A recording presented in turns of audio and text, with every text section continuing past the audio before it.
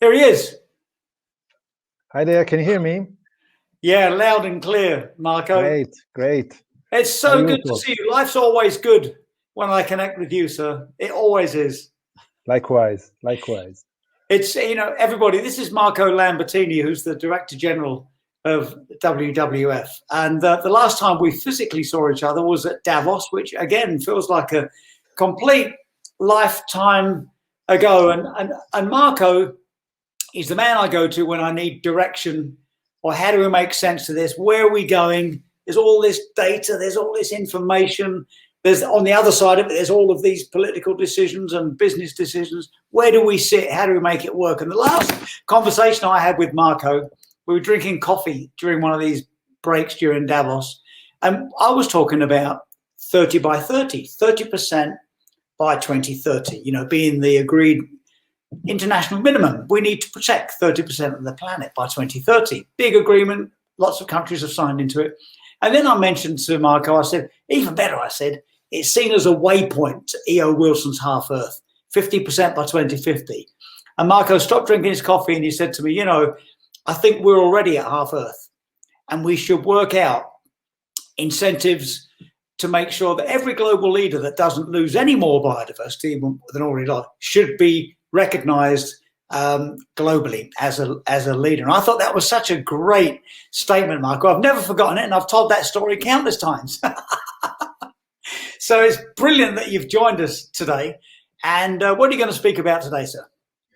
So I'm going to talk about exactly about that, Paul. And by the way, let me just say, you may come to me with questions like that. I come to you to get an injection of optimism, because you're the most optimist person, with a lot of realism in it as well. So thank you for that. You're really helpful in so many ways. Well, thank you, Marco. I'll leave you to your presentation.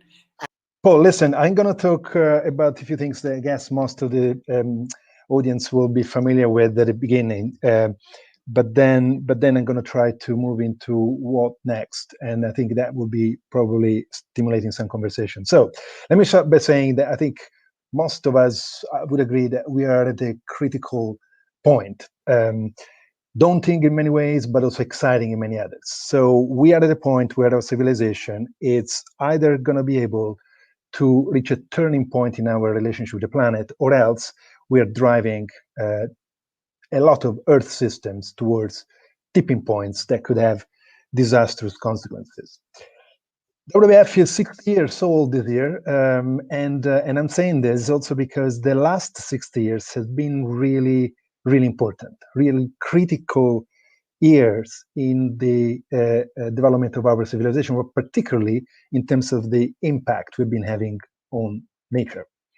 And the mission of WWF, the challenge of humanity today, is to put it simple, to find a way to prosper and develop, but within the planetary boundaries, in harmony with nature. The great thing about today versus 60 years ago is that today we know a great deal more about both how Earth systems work, but also about the impact they were having on them. That's what the scientists are calling the great acceleration. That happens, in fact, in the last 60, 70 years. It's when humanity has started to consume natural resources at a point which is growing exponentially over the last 6, 7, 8 decades. And whatever you think of, energy, water, timber, fish, food more in general, everything has followed the same exponential growth curve, clearly showing that this is simply not sustainable. Factors contributed to that, obviously. The first one, population growth. We have been adding since the 60s about a billion new people to the world population every decade, and we'll continue to do so probably for the next 20, 30 years.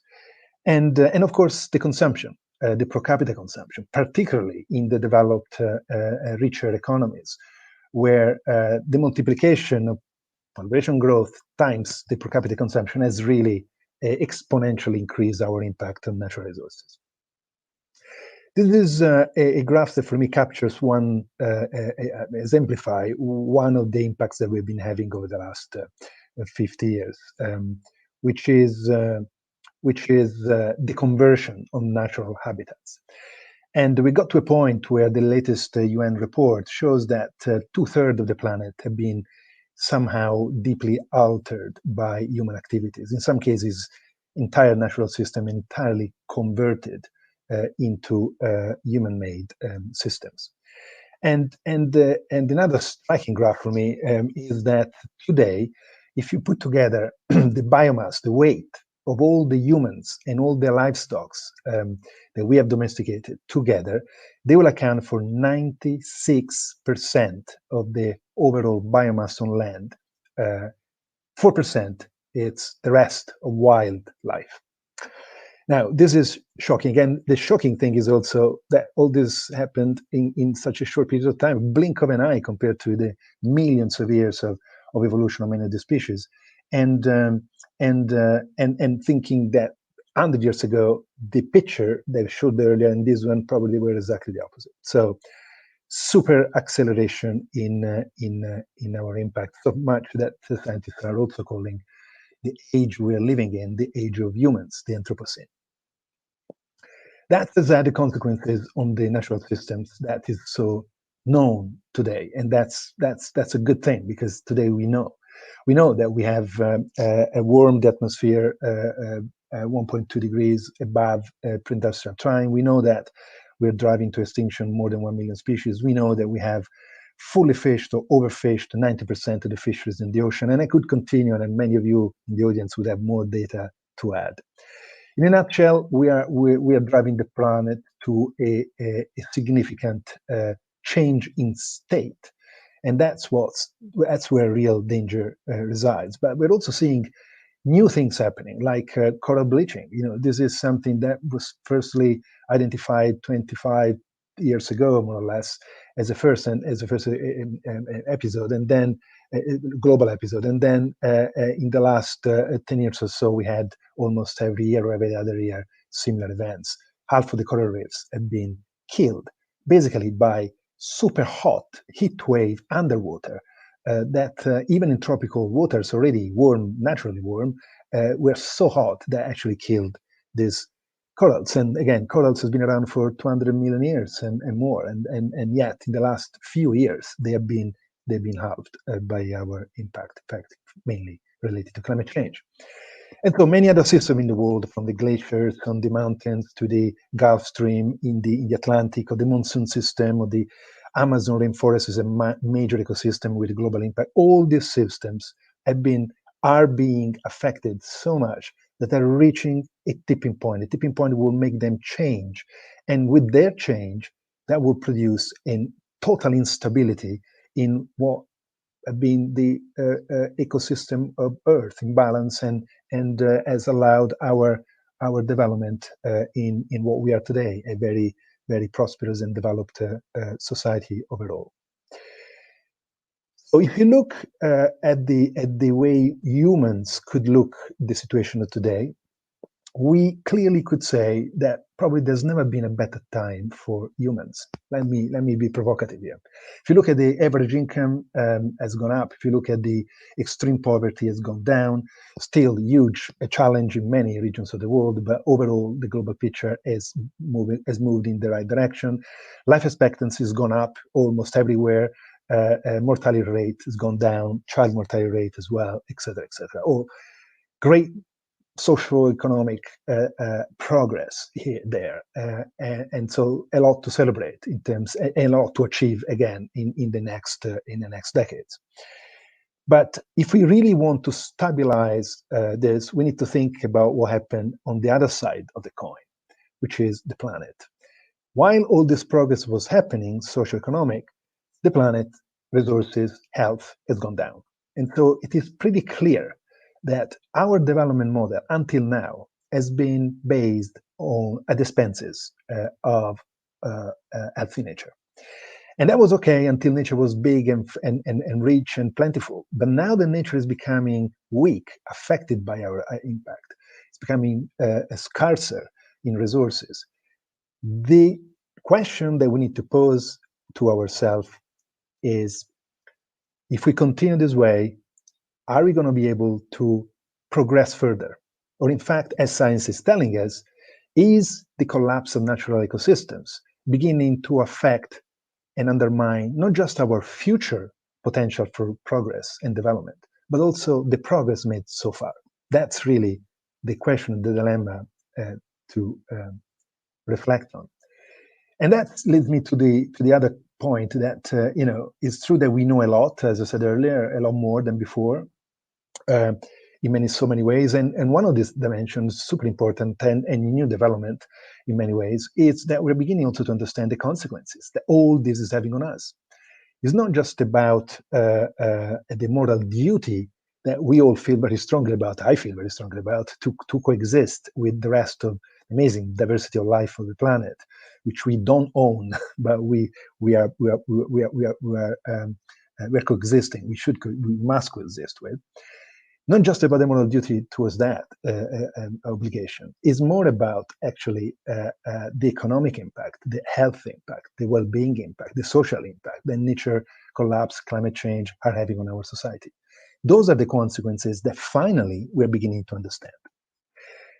Thanks to a lot of work done, not by necessarily environmentalists, but actually by economists, by scientists in the health sector, and so on and so forth, that has been highlighting, like here, the World Economic Forum, the increasing dependency of our economy on healthy nature, healthy natural resources. Think about farming, agriculture, think about fishing in the ocean, think about tourism, think about all the stability of water access that a lot of ecosystems provide to industry and raw materials and all the rest. So a lot of services that directly support our economy, and losing which would put our economy in jeopardy. But it's not just about risk, it's also about opportunities. And so, again, the World Economic Forum has developed a number of scenarios that show how, by embracing, as we call it, a nature-positive transition from the way we farm land and we fish the ocean, the way we build infrastructure today, the way we use energy, if we move those sectors of today having a huge impact on the environment towards a more environmentally sustainable practices, the economic added value and the job creation value of these transitions are huge. And so, again, it's not just about loss of nature affect the economy, it's actually about working with nature would help the economy. So it's a positive narrative as well. And then there's COVID, of course. And COVID, it's perhaps the ultimate alarm bell that has made us think, or should make us think, that how vulnerable we are vis-a-vis our broken relationship with nature.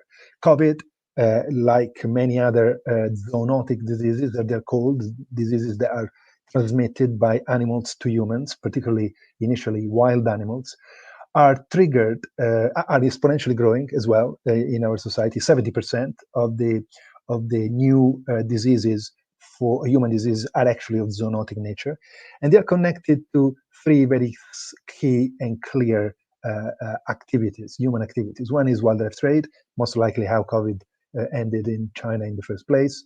The second one, so we are taking animals from the jungle where they carry viruses, but then we bring it to our markets and we get infected. The second one is deforestation. By deforesting, we displace wildlife with potentially carry virus, but also we alter the balance where viruses can actually explode in a wildlife population. They're out of check. And again, because of deforestation, we enter in contact with them. And finally, the industrial farming, crowded and that also, apart from the welfare dimension, which is tragic for many animals that we farm today, it is creating the perfect condition for then these viruses from wildlife to spread into our food system even faster. So, wrapping up, all these lessons, all this knowledge, all this awareness, science has never been clearer, awareness has never been greater, that actually biodiversity, ecosystems, nature are fundamental to our development, and particularly if we want to be serious about sustainable development. Take out the species, take out the living creatures that make up ecosystems like forests, the oceans, rivers, lakes, and those ecosystems will stop functioning, or at least will stop functioning as productively as they've done until now. So nature conservation is not any longer just a moral issue. It is an economic issue, it is a development issue, it is a health issue, and actually it is an equity issue, because the most vulnerable populations are most affected by both climate change and nature loss. So if you're serious about delivering the SDGs, we have to look at this in an hierarchical way. Fix the biosphere, fix the ocean, fix the forest, fix biodiversity, if you want to really advance society and economy. And the Human Development Index shows that there is still a lot of work to do to be an equitable society. This index will not improve unless we look after nature. This year is a fundamental year, Paul and everyone. It's a year that's been delayed from last year. We call it the super year for environment and sustainability. Two big decisions in particular, one around the climate. This is the year where Paris really kick into action and the countries commit to their contributions to a net zero agenda, net zero emission agenda by 2050. And then there is a less spoken about, but super important, Convention on Biological Diversity. I call it the Convention of Nature. That is about to set in October the nature goals for 2030. And although on climate we have a clear understanding of it, and on nature we're growing that understanding of what's happening, it's quite recent that actually the two sides have been combined, that we've been understanding the interdependency between climate change and nature loss and how they are connected. And so when you talk about climate, when you talk about nature, the two conventions, actually we're talking about the same agenda. It's an integrated agenda where we need to address climate to protect nature, and we need to protect nature to mitigate climate change. Think simply at deforestation and forest fires as a contribution to climate change. And so the global agenda around climate and nature is about these two curves. We need to bend these two curves. We need to bend the curves of emission down. We need to bend the curve of biodiversity loss upward. And that's, in a nutshell, the challenge and the opportunity. And this year, we want to confirm the commitment towards a carbon neutral future vis-a-vis the climate agenda. That's already a commitment in the Paris Agreement, but this year is the time to begin to show a real serious commitment in action. But on nature, we don't have the similar direction. On climate, we're very clear. By 2050, we want to get carbon neutrality, zero net emissions. And everybody, government, businesses, and us consumers know that that's the goal. And we know we can contribute towards that goal. On nature, we don't have a similar goal. We don't have the clarity of direction. So we are advocating, Paul, that in October at the CBD, the convention embraces a similar global goal for nature, similar to climate. We call it nature positive, because for us, the goal for nature is a goal that must see the decline of biodiversity curve bend within the next 10 years, and actually through restoration also go above the 2020 baseline. That means that we want, by the end of the decade, by 2030, we want to have more nature, more species, more species, no less than 2020. That's what nature positive means. That's the goal that we are advocating. And we are advocating with 4 key actions. First of all, protect and restore more of land and ocean than today. 30% at least. Today we have 15% of land and 8% of the ocean. At least 30% need to be protected, space for nature. But then there is the huge challenge and opportunity to manage sustainably all the rest, all the remaining forest, all the remaining ocean, and of course also farming environment, agriculture environment, etc., etc. So these are the 2 first pillars. The other 2 pillars are about our own economy, and so it's about produce responsibly, particularly, and consume responsibly, particularly the energy and food. These are the 2 major footprint generators in our economy. And then, of course, shift the finance that today is fueling wrong way of producing and consuming towards sustaining a green economy, a green way of producing energy, renewable energy, and a green way to produce food, sustainable agriculture. So these are the 4 pillars, and in a way, it is super exciting.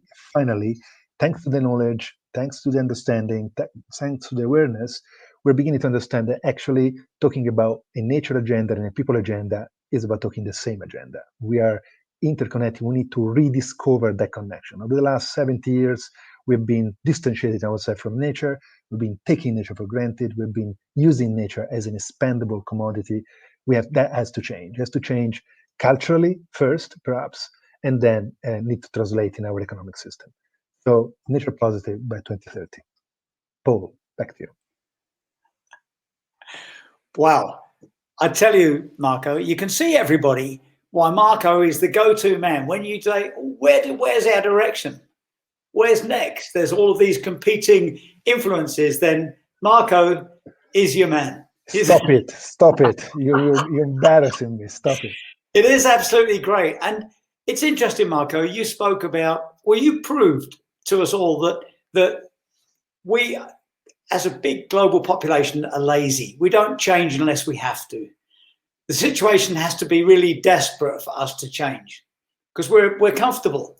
You well said this is we've never been more comfortable, and then I love it that we can then say we've never been more comfortable, and then I sort of paraphrase, the situation is now so desperate we have to do something, so it's suddenly become a sweet spot. We have the COVID alarm bell, as you well said. We have this awareness that I've never seen in my lifetime before. I mean, who would have, we've even got, press that perhaps weren't reporting accurately on environmental matters, and now reporting things like, our health is reliant on everybody else's health, and in turn is reliant on the health of nature. Well, we never would have seen that on some of the press that bumping along the bottom, but now even they are saying it. And the awareness levels that sometimes I only used to see high levels of awareness in schools. Crazy. Listen, you're absolutely right. And actually, the other thing is, which is incredible, is that because this tragic crisis is not just costed lives and livelihoods, it's costed a lot in economic terms across the globe as well.